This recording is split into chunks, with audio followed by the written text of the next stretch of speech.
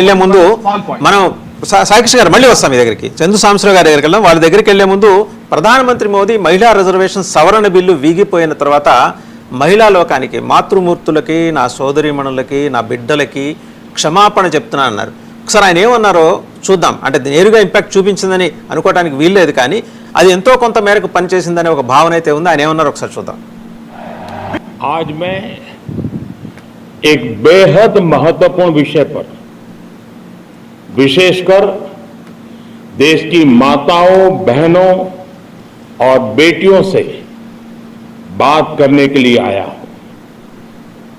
आज भारत का हर नागरिक देख रहा है कि कैसे भारत की नारी शक्ति की उड़ान को रोक दिया गया,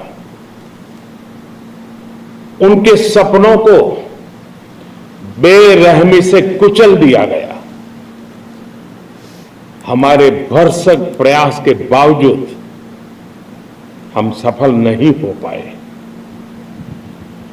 नारी शक्ति वंदन अधिनियम में संशोधन नहीं हो पाया और मैं इसके लिए सभी माताओं, बहनों, उनसे मैं क्षमा प्रार्थी हूं।